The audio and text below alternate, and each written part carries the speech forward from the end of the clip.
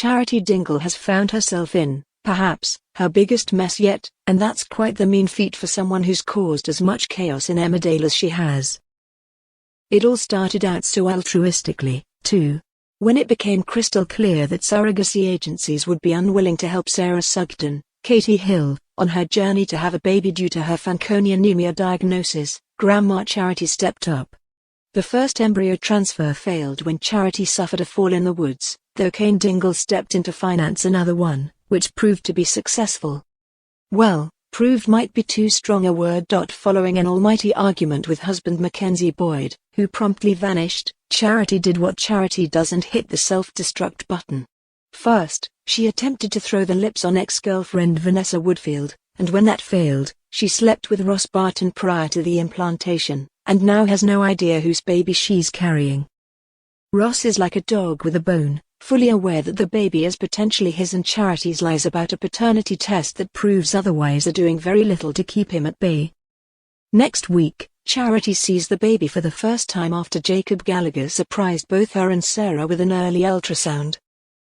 When asked how she copes, Emma said, "She's just in the most awkward, inappropriate situation and she can't tell anyone." On having to keep such an enormous secret, Emma added, "She's having to hide all of this stuff and put on these fake smiles." There is an element of feeling really empowered that she is able to carry this child for Sarah, and now she's being met with the dilemma that it might possibly not be Sarah's. There's that real heartache of, what if she found out and it isn't hers? It's that bittersweet of, oh my god, what do I actually do with knowing all of this? She can't function at the moment because she's so full of emotions for so many different reasons. There's so many layers at play that I think she's just in total turmoil. Sarah and Jacob are determined to be a part of every step of the pregnancy, meaning Charity's brave face is having to work overtime. She's feeling the intensity of it, and she's trying to let them be excited, but she's getting so irritable. And the irritability is really coming through with all the green smoothies she's being forced to drink, vitamins she's being told to take. On the relentless nature of her granddaughter's interference, Emma said, "She's got it all around her, every way she goes, Sarah's there with a green smoothie. Jacob's just behind Sarah, they're looking at prams, it's so intense, and it's exacerbating what's already there in Charity's inner turmoil, it's just making her snap, and then she feels really guilty." When asked if Charity feels any regret about agreeing to the surrogacy plan, Emma said, "I think she just feels at this point that, why does it matter who the real biological mother and father is? Because at the end of the day, she's thinking, Sarah just needs a baby, because that chance has been taken away from her with her hysterectomy." So, at this point, she's like, why can't I cover this lie up?